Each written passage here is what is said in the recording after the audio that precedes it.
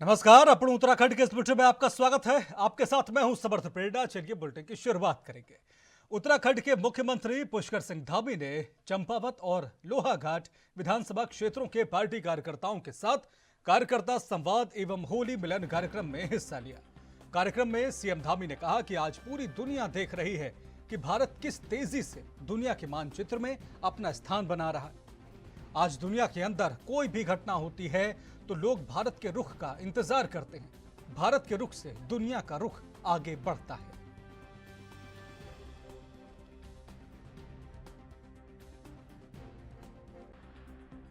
और होली में हम गले मिलते हैं, एक दूसरे को रंग लगाते हैं। और हमारे यहाँ तो पूरे उत्तराखंड में कहीं बैठ के होली होती है, कहीं खड़ी होली होती है, कहीं रंग की होली होती है। और नीचे की तरफ उधर खटीमा साइड में जो हमारे जनजाति के बंधु हैं, वहाँ पर मरी होली भी होती है। तो अलग प्रकार की होलियाँ मनाने का हमारा त्यौहार है। तो ये बहुत सुंदर आयोजन है, मैं आप सबको बधाई देता हूँ। और इस बार की होली बहुत विशिष्ट होली है। और इस बार की होली में हमें संकल्प लेना है कि हम भ्रष्टाचारी रूपी जो रावण है, उस रावण को इस होली में पूरी तरह समाप्त कर देंगे। तुष्टीकरण को देश से समाप्त कर देंगे। देश के अंदर समानता लाने के लिए, देश के अंदर विकसित भारत बनाने के लिए जो हमारे प्रधानमंत्री मोदी जी के नेतृत्व में आज रात दिन परिश्रम किया जा रहा है। अपने को अपनी तपस्या जो कर रहे हैं, भारत को विश्व गुरु बनाने के लिए, भारत को दुनिया का सिरमौर बनाने के लिए, भारत अग्रणी देश बने, दुनिया का नेतृत्व करे, ऐसा भारत बनाने का काम हमारे प्रधानमंत्री मोदी जी के नेतृत्व में हो रहा है। हम सभी जानते हैं कि उन्होंने किस प्रकार से इतना परिश्रम किया है। 10 सालों में जो ऐतिहासिक निर्णय प्रधानमंत्री आदरणीय मोदी जी के नेतृत्व में लिए गए हैं, आज पूरी दुनिया देख रही है कि भारत किस तेजी से आज दुनिया के मानचित्र में अपना स्थान बना रहा है। आज दुनिया के अंदर कोई घटना होती है तो लोग भारत के रुख का इंतजार करते हैं कि भारत का रुख क्या होने वाला है, उससे दुनिया का रुख आगे बढ़ता है। ऐसा भारत बनाने का काम मोदी जी के नेतृत्व में हो रहा है। मैं भी बीच में, आप सबको पता है, देहरादून में हमने पूरे दुनिया के लोगों को आमंत्रित करने के लिए हमने इन्वेस्टर ग्लोबल समिट का आयोजन किया। और उस इन्वेस्टर ग्लोबल समिट के कार्यक्रमों के कारण से, लोगों को आमंत्रित करने के कारण से उत्तराखंड पूरी दुनिया में जाए। उत्तराखंड की विशेषता क्या है, उत्तराखंड क्यों आना चाहिए, उत्तराखंड में आप क्या क्या कर सकते हैं। जब मैं ये बताने के लिए मैं इंग्लैंड गया, लंदन गया, बर्मिंघम में गया, मैं आबू धाबी और दुबई गया, तो मैं सच बताऊं, एक भारतीय होने के नाते जिस प्रकार हमारे देश की प्रशंसा कर रहे थे, जिस प्रकार से जो G20 का आयोजन हमारे देश के अंदर हुआ, हमारे प्रधानमंत्री मोदी जी के नेतृत्व में हुआ, उसकी सर्वत्र प्रशंसा हो रही थी। और कह रहे थे कि मोदी जी के नेतृत्व में आज भारत तेजी से आगे बढ़ रहा है। और ऐसे देश के लोग कर रहे थे जिन्होंने वर्षों वर्षों तक हमारे ऊपर शासन किया है, हमारे यहाँ जिन्होंने अनेकों वर्षों तक यहाँ देश को चलाने का काम किया, वो लोग भी आज भारत की प्रशंसा कर रहे हैं। तो भाइयों बहनों, मुझे भी एक देवभूमि उत्तराखंड के आप सब के बीच में से जो सौभाग्य मिला वहां जाने का, माननीय प्रधानमंत्री जी के बारे में प्रशंसा, भारत के बारे में प्रशंसा सुनना वास्तव में बहुत गौरव के क्षण थे कि जो लोग हमारी बात सुनते भी नहीं थे। एक समय ऐसा भी था 2014 से पहले कि इस देश के अंदर जो सरकार थी, उस सरकार ने भारत को हर क्षेत्र में पीछे धकेलने का काम कर दिया था। हमारी पहचान विश्व में ऐसी बन गई थी दुनिया के अंदर कि हम पीछे रहते हैं, हम दबे हुए रहते हैं, हम अपने हितों की बात भी नहीं करते हैं। दब्बू भारत, पिछलग्गू भारत, उस दब्बू भारत, पिछलग्गू भारत से आज भारत को दुनिया का सिरमौर। बीजेपी के लोकसभा प्रत्याशी अजय टम्टा शुक्रवार 22 मार्च को नामांकन पर्चा भरेंगे। नामांकन प्रक्रिया में सूबे के मुख्यमंत्री पुष्कर सिंह धामी, बीजेपी प्रदेश अध्यक्ष महेंद्र भट्ट, कैबिनेट मंत्री सौरभ बहुगुणा और रेखा आर्याल मोड़ा पहुंचेंगे। सीएम धामी का रामजे इंटर कॉलेज परिसर में जनसभा का कार्यक्रम भी है। इस दौरान अल्मोड़ा लोकसभा क्षेत्र के अल्मोड़ा, पिथौरागढ़, बागेश्वर और चंपावत जिलों से पहुंचे हजारों कार्यकर्ताओं के साथ बीजेपी शक्ति प्रदर्शन करेगी।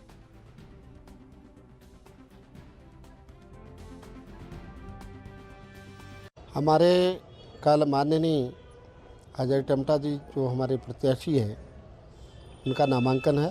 नामांकन में माननीय मुख्यमंत्री जी और इस लोकसभा क्षेत्र के सभी माननीय विधायकगण, मंत्री और हमारे जो क्लस्टर के प्रमुख हैं श्री सौरभ बहुगुणा जी, वो भी यहाँ पहुँचने वाले हैं। हमने प्रत्येक बूथ से एक एक गाड़ी कार्यकर्ताओं को आने का आह्वान किया है कि आप लोग अपने संसाधनों से आए और बहुत अच्छा भीड़ रहेगी। रामजय इंटर कॉलेज में माननीय मुख्यमंत्री जी की एक सभा होगी और उसके बाद हम लोग अपना नामांकन कराने के लिए कलेक्ट्रेट परिसर जाएंगे। संभावना है कि कम से कम 10 से 15 हज़ार लोगों की भीड़ इकट्ठी होने वाली है। इसलिए एक इस ढंग का नामांकन हम करना चाहते हैं कि आम जनमानस तक उसकी सूचना जाए। जो काम मोदी जी ने किए हैं उसके आधार पर अपने आप ही लोगों में इतना उत्साह है कि अल्मोड़ा, पूरे उत्तराखंड में पहला नामांकन अल्मोड़ा ज़िले से हो रहा है। उसमें कार्यकर्ता सहित आम पब्लिक में बहुत खुशी का माहौल है। मुझे लगता है 10 से 20 हज़ार लोग हमारे यहाँ आने वाले हैं। लोकसभा चुनाव के लिए जहां एक और नामांकन प्रक्रिया शुरू हो गई है, तो वहीं अभी तक कांग्रेस दो लोकसभा सीटों पर अपने प्रत्याशियों के नामों को लेकर गहन मंथन में लगी हुई है। कांग्रेस हाईकमान पिछले 48 घंटों से दिल्ली में बैठकर बैठकें दर बैठकें किए जा रहा है, लेकिन कई बैठकों के बाद भी स्थिति साफ नहीं हो पाई। इस पर कांग्रेस प्रदेश अध्यक्ष करण माहरा ने कहा कि जल्द ही हाईकमान द्वारा नाम घोषित कर दिए जाएंगे। सीसी की बैठक में सभी प्रत्याशियों के बारे में पॉजिटिव और नेगेटिव चीजें रखी गई हैं। जल्द ही दोनों सीटों पर नाम फाइनल हो जाएंगे।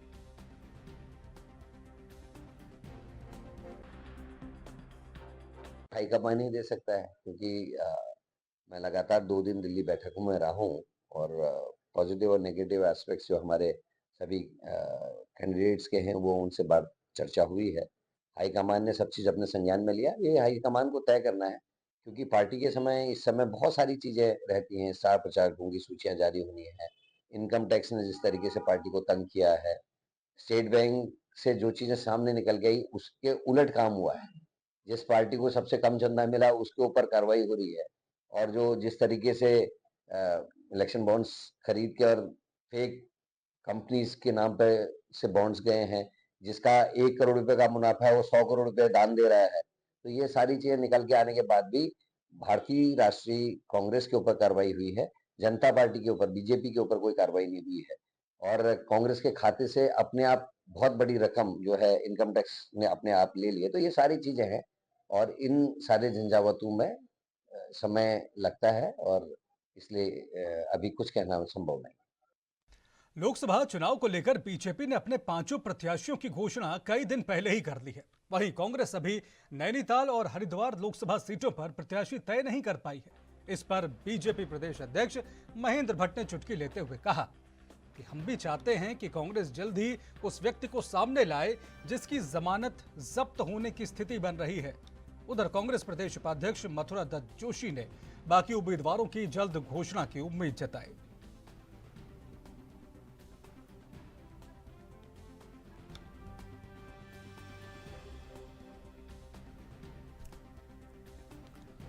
तो नैनीताल और हरिद्वार ये वो 2 लोकसभा सीट हैं जहां पर अभी तक कांग्रेस अपने प्रत्याशियों के नाम तय नहीं कर पाई है।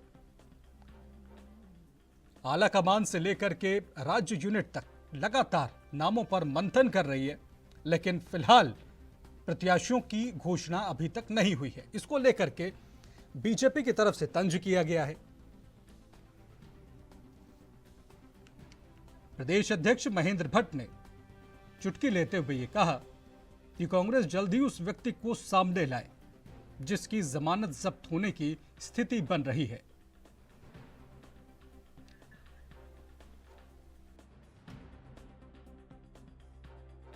देखिए, मंथन कोई जारी नहीं है। अभी तक हमारी सीएसी की बैठक कल हुई है, कई दिनों के बाद। उसमें कई अन्य राज्यों के नाम तय हुए हैं। हमारा कल था, लेकिन संभवतः आ जाएगा, कल नहीं आ पाया किसी कारणवश।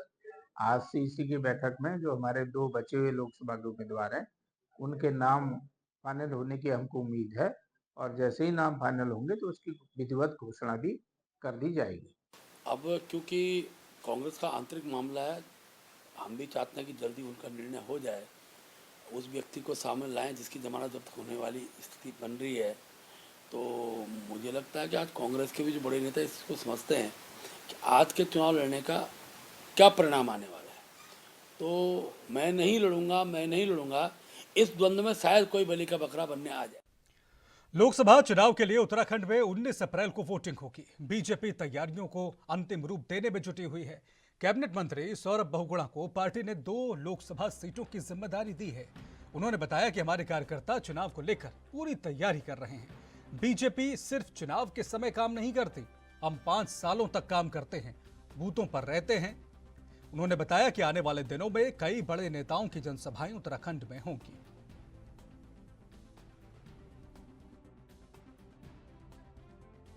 नहीं, देखिए, भारतीय जनता पार्टी, मैंने हर बार कहा है कि सिर्फ चुनाव तैयारी नहीं करती है। हम 5 साल लगातार पब्लिक के बीच में रहते हैं, बूथों पे काम करते हैं, अपने शक्ति केंद्रों पे काम करते हैं, और उसका फ़ायदा हमको चुनाव में मिलता है।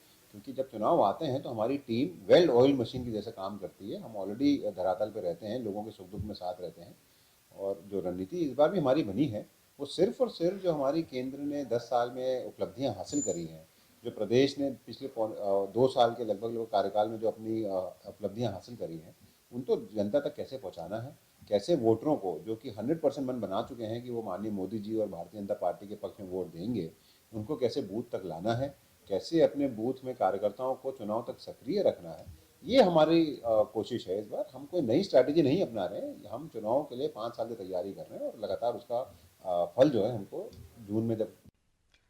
और यहां रुक रहे हैं छोटे से ब्रेक के लिए, जल्द लौटेंगे।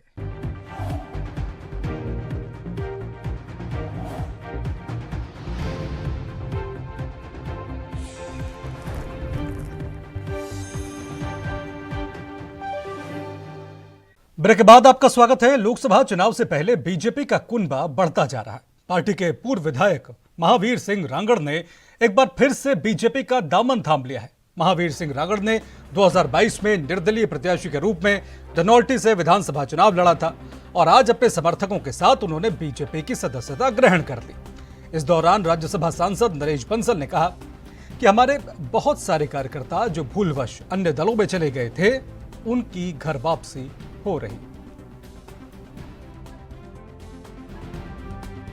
मैं समझता हूँ कि मैं पहले भी भारतीय जनता पार्टी में रहा हूँ, वर्षों संघ विचार से जुड़ा हुआ हूँ, और निश्चित रूप उन परिस्थितियों के कारण पार्टी से बाहर होना पड़ा।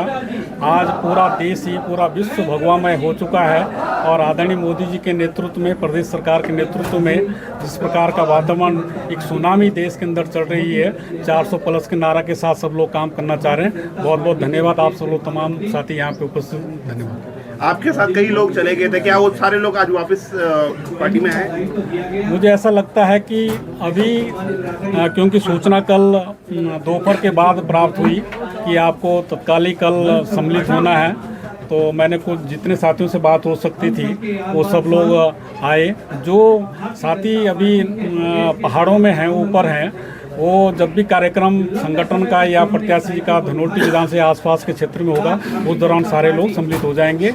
मुझे लगता है कोई बोलने की जरूरत नहीं, इस बार तो सब मोदीमय हो चुका है, भगवामय हो चुका है। तो पहले क्या सर नाराजगी थी, आप चले गए थे फिर वापसी? मैं समझता हूँ कि कुछ परिस्थिति अपनी रही होगी ऐसी, या अपने भाग्य में ऐसा रहा होगा, या हमारा दुर्भाग्य रहा होगा कि इस लाइन में हमें आगे बढ़ना पड़ा। और मैं प्रदेश नेतृत्व का, शीर्ष नेतृत्व आदरणीय पुष्कर सिंह धामी मुख्यमंत्री जी का, महेंद्र भट्ट जी का, संगठन मंत्री जी का, प्रदेश प्रभारी जी का और शीर्ष को बहुत बहुत धन्यवाद ज्ञापित करता हूँ कि उन्होंने मुझे ये अवसर प्रदान किया। भारतीय जनता पार्टी ज्वाइन होने पर बहुत बहुत धन्यवाद। हमारे बहुत सारे ऐसे कार्यकर्ता थे जिन्होंने पिछले विधानसभा चुनाव में कुछ भूल की, चुनाव लड़ गए, उनको अपनी गलती का एहसास हुआ, पश्चाताप हुआ, उन सब ने निवेदन किया प्रदेश अध्यक्ष जी को कि हम चूँकि बचपन से पहले से ही भारतीय जनता पार्टी से जुड़े थे और जो भूल हुई है उसको क्षमा करके हमको फिर से मुख्य धारा में सम्मिलित किया जाए। हम अपनी पूरी ताकत लगाना चाहते हैं मोदी जी को फिर से प्रधानमंत्री बनाने में, प्रदेश की 5 सीटों को पिछली बार से भी ज़्यादा मतों से जिताने में वो सब अपना योगदान देना चाहते थे। इसलिए निरंतर कार्यकर्ताओं की ज्वाइनिंग हो रही है। आज भी करीब 500 कार्यकर्ताओं ने लोकसभा चुनाव को लेकर नैनीताल जनपद की सीमा क्षेत्र लाल कुआं सुभाष नगर चेक पोस्ट पर सघन चेकिंग अभियान चलाया गया। इसमें यूपी की ओर से आने वाली रोडवेज बसों और 4 पहिया वाहनों को रोककर जांच पड़ताल की जा रही है। त्योहारी सीजन के चलते नकली मावा और नकली पनीर की तस्करी रोकने के लिए भी अभियान जोर शोर से चल रहा है।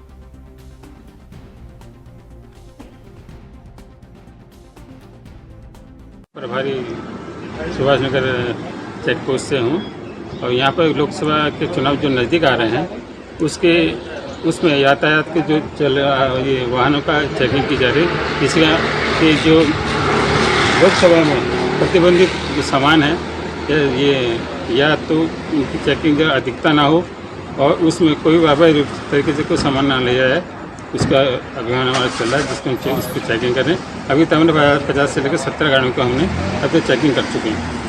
इससे भी है कि 4 पहिया वाहन भी हैं, सभी यहाँ 2 पहिया वाहन को भी हमने इसी लाइन में रखा हुआ है कि वो अनावश्यक रूप से। पौड़ी के नवनियुक्त एसएसपी लोकेश्वर सिंह ने पुलिस लाइंस में अपनी पहली क्राइम बैठक करी। इस दौरान लोकसभा चुनाव के मद्देनजर अधिकारियों और जवानों को जरूरी दिशा निर्देश दिए। एसएसपी ने बताया कि अभी लोकसभा चुनाव पर पुलिस का फोकस है।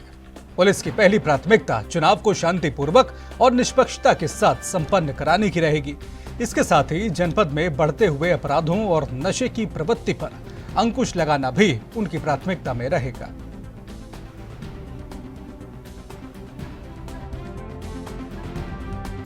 देखिए, चूँकि इलेक्शन के आसपास मैंने ज्वाइन किया है तो सबसे पहले जो प्राथमिकता है वो लोकसभा इलेक्शन को बिना किसी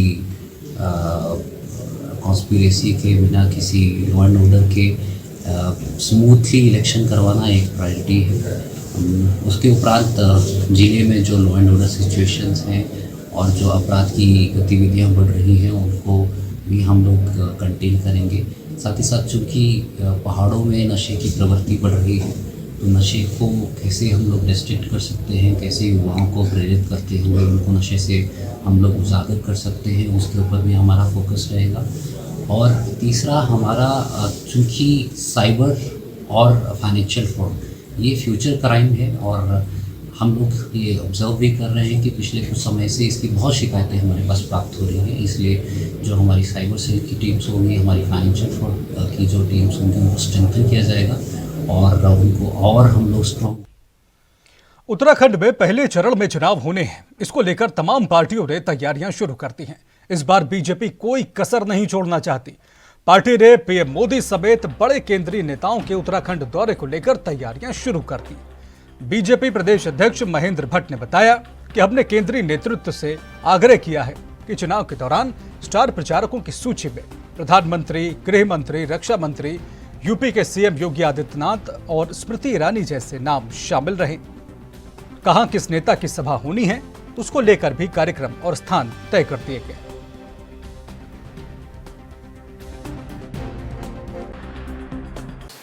देखिए, हमने कल ही अपने राज्य के लिए अपने केंद्र नेतृत्व से आग्रह किया है कि हमारे स्टार प्रचारक सूची में केंद्र नेतृत्व की अधिकतम संख्या को प्राप्त हो। उसमें माननीय प्रधानमंत्री जी हैं, गृह मंत्री जी हैं, रक्षा मंत्री जी हैं, योगी जी हैं, स्मृति ईरानी जी हैं, अनेकों नाम हैं जो हमने केंद्र को भेजे हैं। निश्चित रूप से 1-2 दिन के अंदर उसका जो हमारे स्टार प्रचारक सूची है वो केंद्र द्वारा जारी कर दी जाएगी और फिर हमने कार्यक्रम रचना भी सोच ली है। हमने लोकसभा स्तर पर कहाँ किस नेता की सभा होनी है उसके हमने कार्यक्रम तय कर दिए हैं, स्थान तय कर दिए हैं। जैसे हमको नेताओं के कार्यक्रम प्राप्त होंगे उन कार्यक्रमों के आधार पर उसकी रचना को और व्यापक स्वरूप हम देने वाले हैं।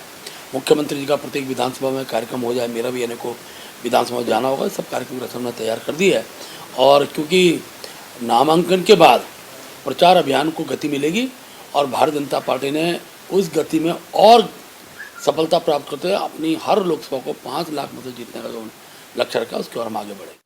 लक्सर के नेहंदपुर सुठारी गांव स्थित आंगनबाड़ी केंद्रों पर लाभार्थियों को वितरित की जा रही सामग्रियों समेत कुल 14 बिंदुओं पर जांच की मांग की गई थी। इस संबंध में लक्सर एसडीएम को शिकायती पत्र लिखा गया था।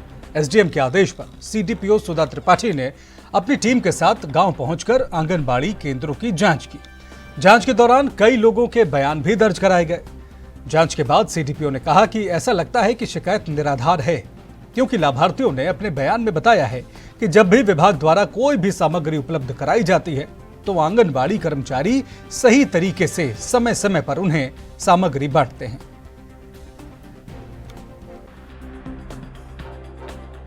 सर, ये ऐसा है कि यहाँ पर फैजान नाम के कोई व्यक्ति रहते हैं जिन्होंने अपने लेटर पैड पर, जिसमें फैजान समाज सुधारक करके लिखा हुआ है, एसडीएम सर को लिखित में शिकायत दी है और मेरे यहाँ भी ब्लॉक में आकर मेरे कार्यालय में भी उनके द्वारा शिकायत दी गई है।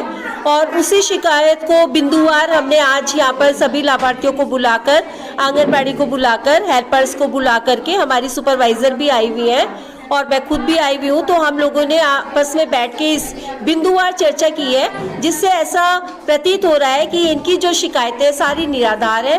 और अब क्या उनका मंसूबा है ये मैं नहीं जानती, बट ये सारी शिकायतें निराधार है। लाभार्थियों को कहना है कि जब भी यहाँ पर सामग्री आती है तो आंगनबाड़ी वर्कर के माध्यम से उनको दी जाती है। हमें यही है कि आप हमारे लाभार्थियों से मिल चुके हैं, हमारे लाभार्थियों ने बता दिया है। अब हम नहीं जानते वो बंदा हमसे क्या चाहता है क्या नहीं, वो शिकायत क्यों कर रहा है हमारी। वो हमारे स्कूल में भी आके देख चुका है, हमने तो उसे अपना खाना वगैरह सब कुछ दिखा दिया है। अब हम नहीं जानते उनके मंसूबे क्या है।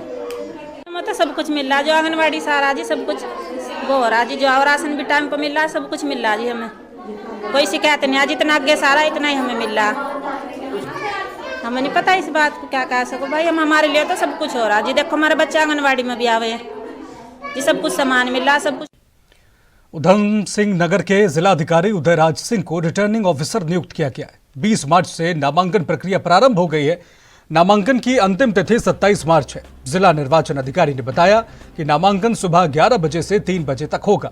मान्यता प्राप्त राजनीतिक दल के नामांकन के दौरान नामांकन कक्ष में प्रत्याशी समेत कुल 5 व्यक्तियों को इजाजत होगी। अभी हमने जैसे ब्रीफिंग में आप लोगों को विस्तार से बताया कि कल 9 बजे निर्वाचन प्रक्रिया हेतु नोटिफिकेशन जारी हो जाएगा और तभी से निर्वाचन प्रक्रिया की शुरुआत मानी जाती है। निर्वाचन प्रक्रिया में जो नामांकन का समय है वो 11 बजे से 3 बजे तक का है। 27 तारीख तक नामांकन का समय है और नामांकन के लिए जो व्यवस्था की गई है वो कलेक्ट्रेट गेट नंबर 3 है, ARTO कार्यालय वाला, उधर से जो नामांकन के लिए लोग आएंगे उनको आने की यहाँ तक जिलाधिकारी का जो न्यायालय कक्ष है वो नामांकन कक्ष बनाया गया है रिटर्निंग ऑफिसर का। यहाँ नामांकन होगा और उनके आने और जाने के लिए डेडिकेटेड रोड हम लोगों ने। और इसी के साथ इस बुलेटिन में फिलहाल इतना ही। नमस्कार।